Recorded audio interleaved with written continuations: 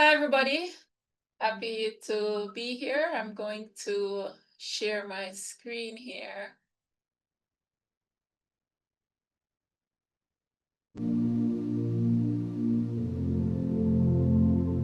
You can that. We always have something that comes up, right? When we are joining.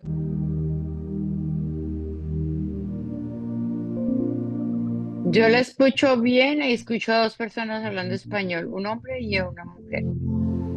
All right. So my name is Ornella Levy, and I am the Mark Bernstein Assistant Professor of Global and Public Health at Lawrence University. The co-owner of Leaves LLC, which does community cross-cultural communication and cultural humility workshops in central Wisconsin.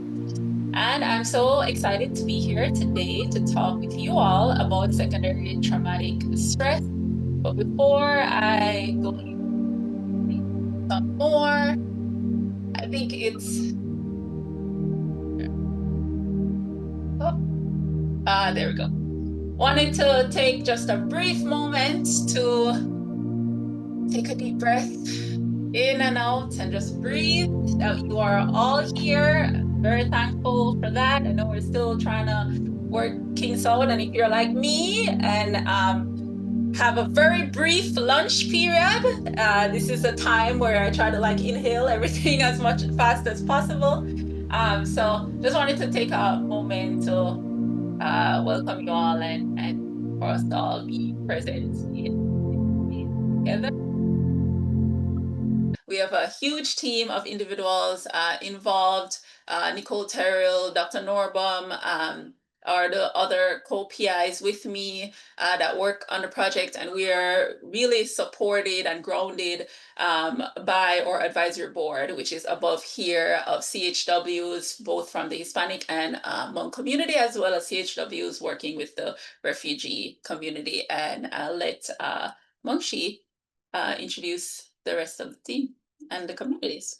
Yeah, thank you all. So this map is really to show you all where central Wisconsin is located. It's quite rural. Three of the biggest counties is probably Marathon, Portage, and Wood County here.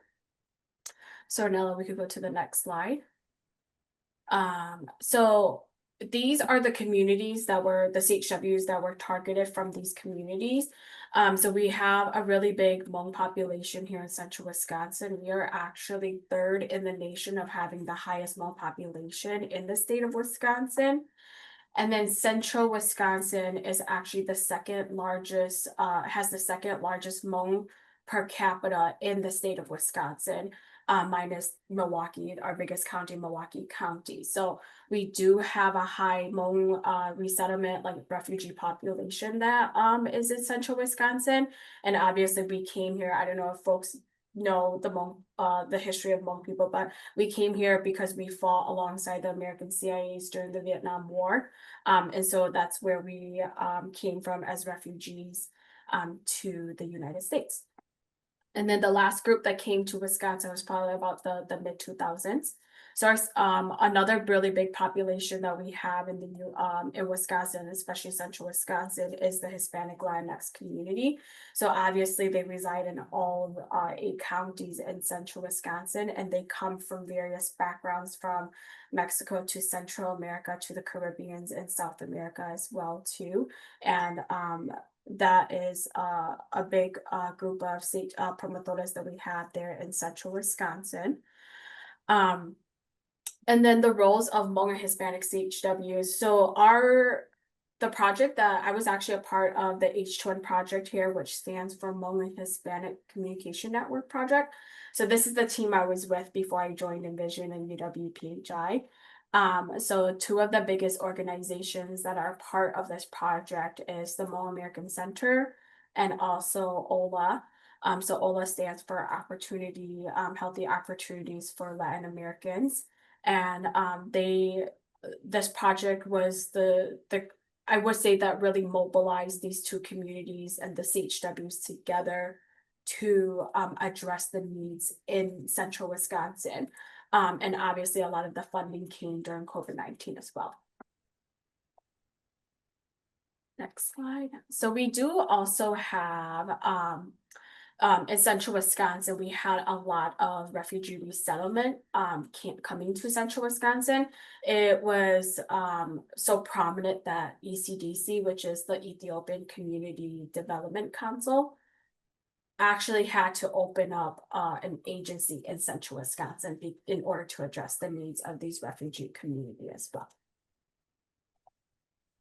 Next slide. So we do have resettlement from all over coming to Wisconsin right now. And then a lot of the CHWs that are serving these refugee communities, some of them may be born in the US, but then their parents, they're like first generation, their parents are refugees themselves as well. So example, like me, my parents are refugees as well.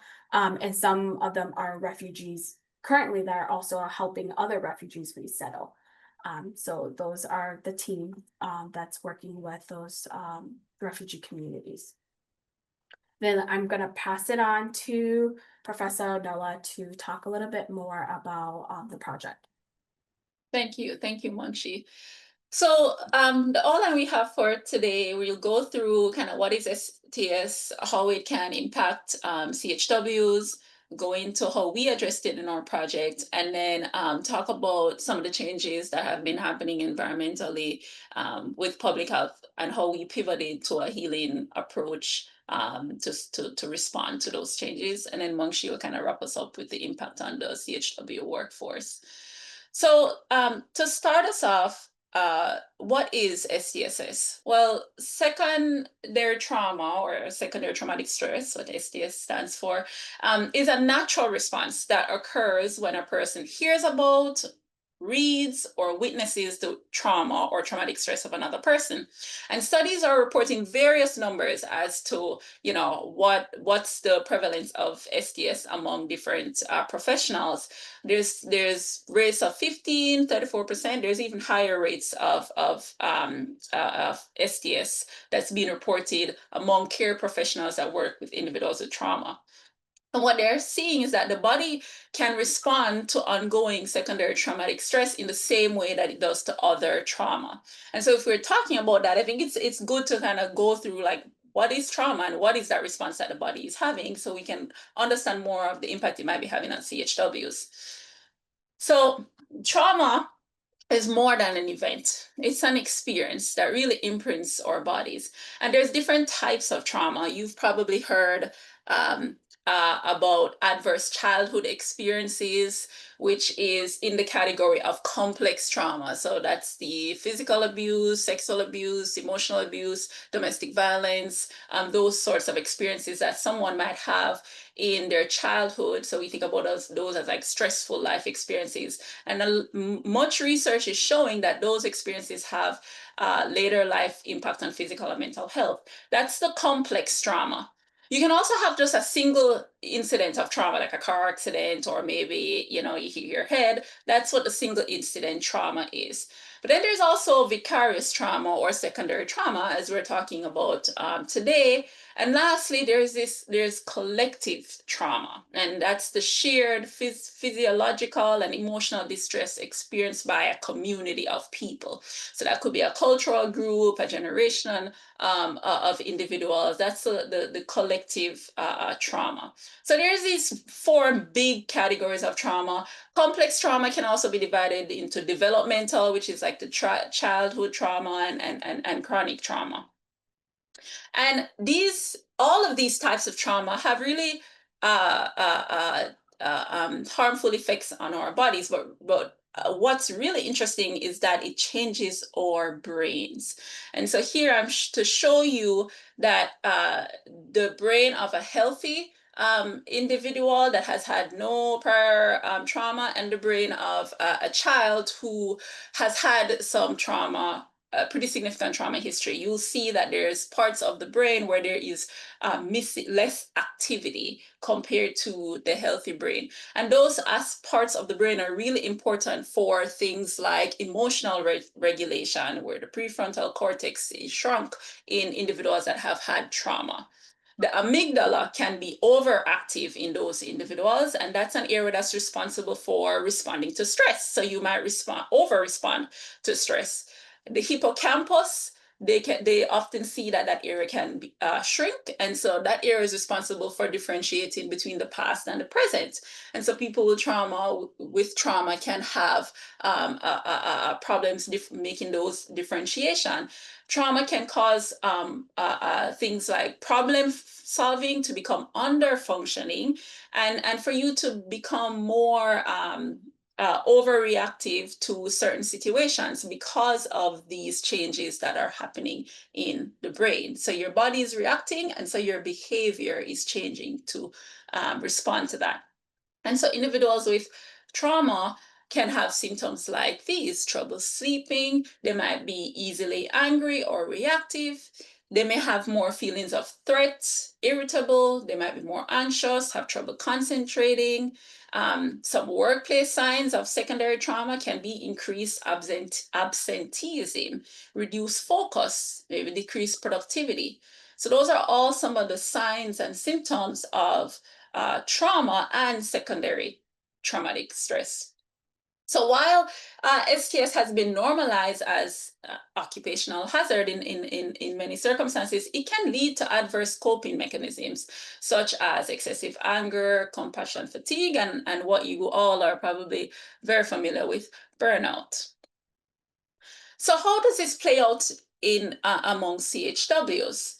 Well, CHWs are so important for how for public health and for connecting communities with information, with healthcare resources, community resources. They're the cultural liaisons in many situations as well. And I've showed this kind of depiction here of CHWs in our community doing the work on the ground. They're in the homes of many of the families, and so they hear a lot of the stories stories of trauma from their clients. So I wanted to share with you all some examples of the stories that we heard from or CHWs, and I will be playing a couple of these throughout this webinar to really uplift those experiences and give you some examples of how STS play out here. So let's do our first story. I've noticed that I am going home with a lot more irritability and feeling a lot more of those symptoms with the secondary trauma. I also think that I'm getting more involved in the community. So as I am building better connections with my clients and their families, I'm hearing a lot more stories that they weren't so open with previously, and that does tend to be the more difficult stories.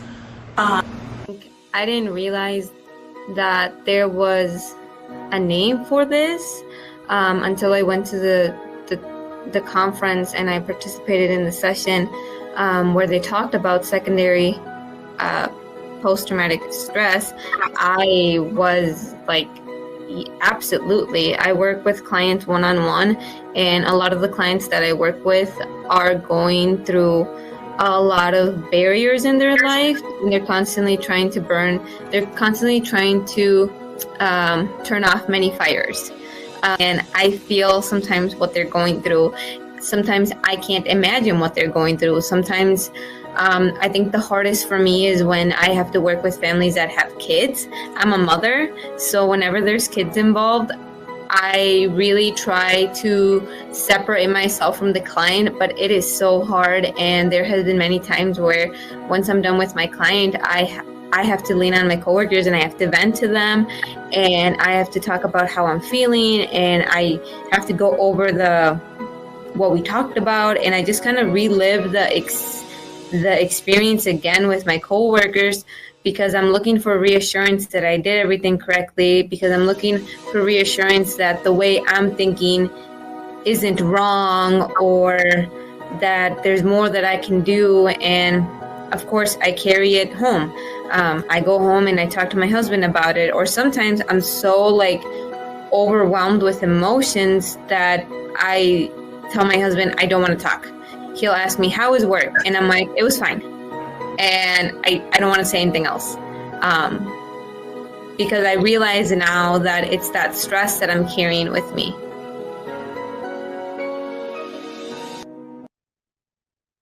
So you hear from these two stories the impact that STS is having, their experience of STS that they're having on their relationships in the workplace, but also their relationships at home, and how these stories can, hearing these stories can overflow into other aspects of their lives.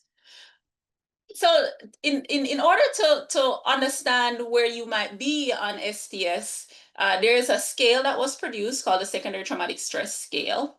And so we've created a quiz here. So it hopefully should be in the chat right now. And you can take this quiz and it'll give you a score, and you can kind of take stock of where you might be on STS. So if you all could click the link. All right, let's go to the next. So let's take a poll on how we did here. And we asked some of these questions when we were gathering information for this project to really get a sense of, does our supervisors and leadership understand the experiences that CHWs have on the ground and any STS they might be experiencing? And so this kind of gives you a sense too as to how that might line up. So thank you guys for filling that out. I don't know what the share results button does. Are you guys seeing the poll results now? Oh, okay. I thought you were seeing it the whole time. I apologize. There's the result. This is what the allies saw here: 21%, moderate 55, high 26, and then this is CHWs. Thought more moderate than high. All right, I'm gonna close this poll here. So there are some CHWs that are at a higher risk of STS. And if you want to just pop real quick in the chat, which CHWs do you all think are at a higher risk for STS? And I put the images in down here to kind of give a clue. Which CHWs do you think would be at higher risk? Yep, that's right. Let's see, it depends on the work that CHWs done. Those that had their own trauma experiences, very good, yes. Home visits, people who do a lot of home visits, they might see a lot of, witness more trauma. Thank you all for that engagement. So yes, CHWs who maybe have their own trauma experiences, CHWs that also are from communities that have high trauma, so their clients are experiencing more traumatic experiences. And so CHWs from minoritized communities in the US are not only hearing stories of trauma from the community, but they also have experiences of collective trauma as well with those communities. And some of the CHWs are also language translators, which means they may be the first person to hear a trauma disclosure and are the intermediaries with that. So studies are reporting that 71% of spoken language interpreters had STS scores in the high stress range. And so I wanted to share stories from those CHWs. A lot of the stories I hear from my colleagues that are pretty traumatic in that sense, like specifically with the undocumented population, the horrific things that they have to go through, especially right now, that they're not treated as basic humans, and that just finding basic preventative health services is a struggle. So that would be, I think, the main population that I've heard some of the worst stories from. When I'm doing my home visits, my clients end up sharing a lot of information, a lot of personal information. And then right now, with like the Latino and Hispanic community, they're just really struggling right now with like everything that's happening. Just hearing scared of being deported audio? And just family separating. It just really messes with their mental health. But yeah, I do deal with that a lot, the secondary trauma. So we hear their trauma, we hear their stories, we feel what they're feeling, you know. But that's basically every day we're always dealing with secondary trauma, like all the time. I feel like if it's not one person, it's another one, you know. When you're going to go home visits, or if I'm doing outreach or something, people see me and then they'll come up to me and like let me know what's going on. And I feel like it's an everyday thing that we deal with for the secondary trauma, and all those feelings, you know, come up because it's like, oh my gosh, this is my community, you know. So it's kind of like hard not to feel. All right, so Sherry, are you guys still seeing it? Something. Okay, there we go. So adverse childhood experiences and trauma burden is higher among minoritized communities. These communities have ACE scores 5 or more in multiple studies. Over 80% of Hmong individuals in Wisconsin have experienced some trauma.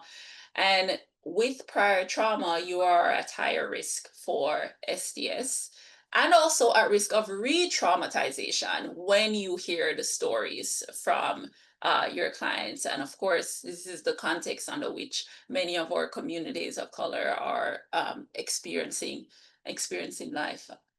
And so I wanted to share, we have a CHW who wanted to remain anonymous, more anonymous than audio, of their experience of how this might play out. And so she's sharing here that there was a family who's experiencing some difficulty in the home life, like physical abuse, verbal abuse. And so because there was a break, they took the opportunity to seek assistance from the agency. And it hit her very hard because of previous experiences with abuse in the home and having a father figure that isn't. So I think that especially when it's something that I can relate to, I take it home. So you kind of hear how that prior abuse that this individual had impacted what they experienced when they heard the story. Few people start this work and continue unchanged. So one of the questions you might ask yourself is that, is it wrong for us to be feeling the feelings of that you're feeling? Or is it wrong to feel for your clients? I am gonna skip this video here of a CHW really responding to that, responding to the fact that it's not wrong and that it's good to be human, right? It's part of being human, and the fact that they are a part of these communities. CHWs who serve minoritized communities are often a part of those communities. That's also a part of the connection, right? And the work that they do. STS is a natural response, right? And so feeling for your clients is not bad. Compassion is actually good for your brain and your body. And so compassion fatigue, which is a term that we also use for STS, is almost like a misnomer. And this researcher really highlighted the fact that it's actually empathy distress that causes burnout. This idea that when you connect the experiences that you hear to your own life and your own self, and you're not able to separate those, that's what relates more to burnout. But if you feel for someone and that motivates you to act and help them, as many CHWs do, then that can actually be positive on your mental health and positive for the impact on your brain and your body. So that's actually called compassion, and compassion is actually good. And actually, a way that individuals can address STS is to use compassionate training and coping strategies related to that. So we don't have time to really go through this here, so I'm gonna skip this piece, but this is a good depiction from the Wellbeing Project as to how to address STS in your teams by being more STS aware, trauma aware, and using some preventative training techniques. Our project, we try to take stock of STS in the community, and then we empowered our CHWs with culturally relevant, low-cost approaches to addressing that in a workshop series. And then the third step of our project and goal of our project was to leave a record of those tools with the CHWs. And so I'm just going to kind of skip ahead here so we can go through and have a little bit of time for questions. So we unfolded it in those three stages, hearing from the CHWs first. And Mongshi, if you don't mind, I'm going to keep going here. Hearing from the CHWs first and their experiences of STS and wellness. And then we designed workshops based on what we heard in collaboration with our advisory board.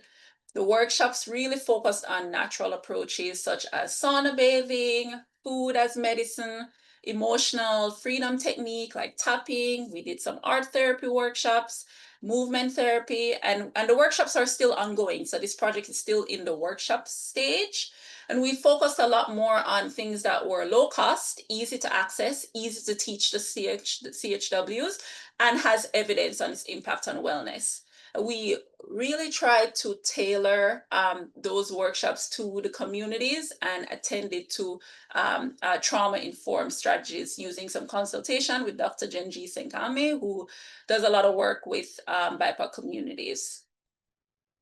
This is a quick show of what we found with our food as medicine workshop, which when we were talking with our advisory board, they really shared that teas was a important and a key piece in the Hmong community. So we tailored some of our workshop pieces to the types of teas that were in that community, the same with the Hispanic community. So that's just an example of the ways in which you can culturally tailor. And then we did find that people increased intention to use that technique. The key takeaways really from this is that there's no one size fits all approach with the communities. And many of the communities have rich tradition that support wellness. And so we should incorporate those into the approaches that we use to care for CHW wellness. The last stage of this is to take these approaches and the tailoring that we've done and package it in a toolkit, which we will share with the Envision Equity community. So I'm going to pass this over to Mongshi to talk a little bit about what happened as the administration changed in our project and with our advisory board and our teams. Yeah, I think one of the biggest piece with this administration was the funding cut. So whatever was happening to CHWs throughout the United States was happening here in Central Wisconsin as well too. And I think a lot of the stories that you're going to hear and a lot of the examples you're going to hear is going to resonate with you all as well. So again, we spoke to multiple agencies that have CHWs, because we noticed that it was not only affecting Central Wisconsin, but it was also affecting throughout the whole state. On ways to really understand what was going on. So Professor Ornella and Nicole was actually really cool, great that they went in and they actually took some, questions, asked some questions of the CHW's pre-inauguration of this new administration to post to kind of compare and contrast what are some of the things that we're seeing and some of the fears that was happening. So deportation in the Hmong community, I could speak on that on my behalf. Pre-inauguration, deportation was not that big of a deal. And then post-inauguration, we started seeing that was affecting our community as well, Southeast Asian communities as well. And then the lack of the censorship of DEI overall, because a lot of our community health workers are, people of color, low income, and so we do fit that category of where DEI comes from. And so a lot of that has created a lot of fear and a lot of trauma in our CHWs as well. Okay, next slide. So basically one of the things we were doing is we were starting to listen to CHW stories on what are some of the traumas, right? So I think one of the things we did was what is it that they're experiencing right now with this switch and transition. So we had teams that went from 15 CHWs now to only having like 4 to 6 CHWs. We have the Hmong team from H2N only now has 1 CHW that's leading and being like the health navigator for throughout the state of Wisconsin. And so the dynamic has been cut within the H2N team, basically for the Hmong and the Hispanic team has been cut by like 50%. So they started off with like about, I think the Hispanic team had about, I think 15, if I could be correct, 12 to 15 CHWs. Now they only have 5. So that's an example of how much that has impacted the team. And then for ECDC, same thing. They were hoping to bring in way more refugees to help them resettle, and then they ended up the placements ended up being canceled and paused. And I know this as well too, because I still do CHW work, boots on the ground. I've been helping this Hmong family who is battling religious persecution in Vietnam, who had to relocate to Thailand, there for the past 15 years trying to seek asylum to the US. And me and my family have been helping them with paperwork. And we also received back in February or March paperwork and news from the agency that, you know what, you are no longer able to enter the portal to help them with their paperwork. And it's been very disheartening as well too. So our CHWs from ECDC is also seeing this as well in their work that they're doing. So our team, we actually consulted as this was happening all in the beginning of this year. We actually consulted with with my supervisor Sherry on how we could kind of change or shift to some of our project. So one of the things we've been noticing, and even in the CHW world, we had, I think when I was part of the conversation with the National CHW policy meeting, we had organizations that were asking CHWs, hey, we are collecting stories on communities and how this funding cut has affected communities. Can you all help us talk with us and also tell us what's going on in your community? But no one's asking the CHWs, what is going on with you all? How is this affecting you as a workforce? So that's the thing that's being missed in a part of this conversation is, yes, the community is a very key point, but we're also missing some stories from the actual workforce themselves. So we decided to take this opportunity to look at some of the stories, capture what is going on, because this is still another form of trauma for the CHWs. So which was why we decided to kind of pivot a little bit and take time to highlight this trauma that's happening currently right now with our CHWs in order to really help us address some of the needs moving forward as well. So really, really difficult circumstances that I'm sure many of you can relate to. So what did we do as a project to respond to this? We started piecing together a healing-centered approach. And this really comes out of some work by Sean Ginwright. And it was responding to how should we better work with minoritized communities that do have histories of high trauma. So it worked really well in this case. And I'm just going to introduce to you all real quick some of the pieces of the framework and what we did. One aspect of it is that you should support the workers that are doing the work on the ground. And so, of course, our project was already focused on producing workshops around wellness to support the CHWs. But we also started facilitating space within our advisory board meetings to have things like the technique we did in the beginning on kindness and Padlet. We also did a lot more meditation and breathing exercises in the beginning of the meetings, and just carving out space to have conversations around wellness for the team. So that's the question you might ask yourselves as you take this workshop material back is how is your project supporting the wellness of your CHWs? The second piece is that there is cultural ways of conceptualizing wellness. And so the healing is also cultural for many of these communities. And so how are we adapting and responding to culture and ethnicity and differences within ways of doing wellness? And so talking with the CHW teams who are among your groups to find out what does wellness look like for them. And that's one of the things that we did with our advisory board. We met each month going extensively through in what ways can we culturally tailor the approach that we are going to present, and then we responded by making changes.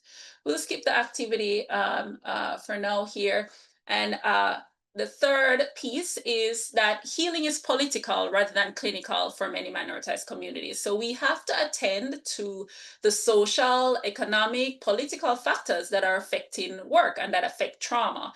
And we can't ignore them, right? We can't ignore the very real piece that CHWs are losing employment. And so what we did as a project was open up space to talk about these factors during our meetings and to attend to those in our budget. We modified our budget so that we could employ more CHW workers. We had the luxury to do that. We understand that not everybody is at that spot.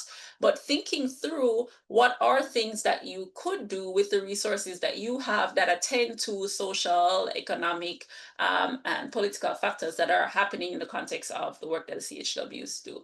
And lastly, that healing takes an asset-based framework. So how are we identifying and uplifting the assets of CHW teams for wellness and ensuring that we acknowledge the strengths, recognize that there are strengths within our teams, and how we could, how can you uplift and support that? And we did that by instead of outsourcing some of the aspects of our project, we actually started hiring CHWs to do some of the things that they already had skills doing, such as qualitative research, data analysis, etc. So we adopted this framework and are continuing to utilize this framework in this project. And so I'll turn over to Mongshi here to kind of close out for us.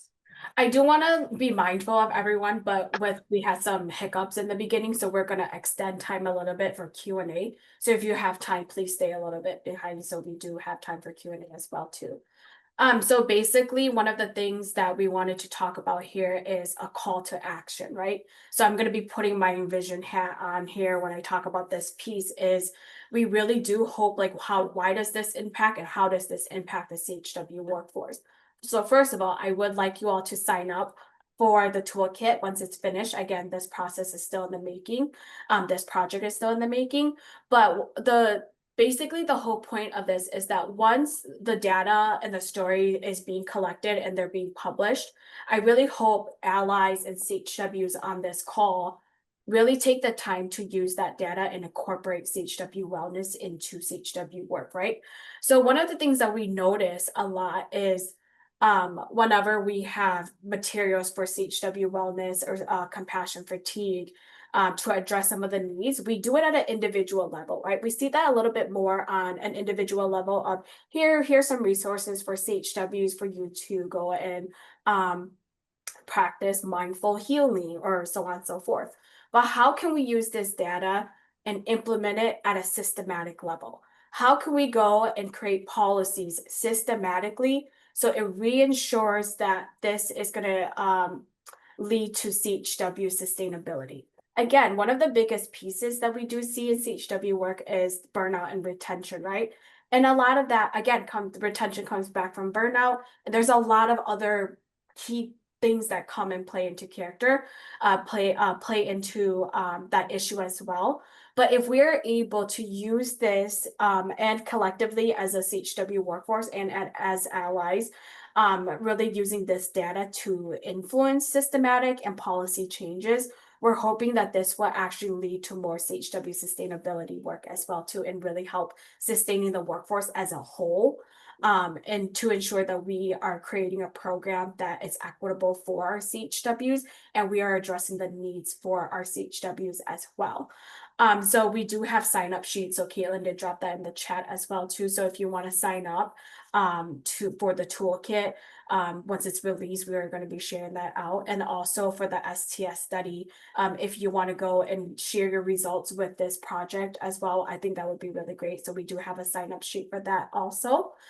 So that's really what I'm bringing and why this is so important to the workforce as of right now. And I do encourage you all that this could be something that you use if you want to do something similar, this is also a really great project. And I think Professor Ornella Hills has created a good template for you all to hopefully go and collect this data in your locally as well, to in order to really address some of this need for your CHWs.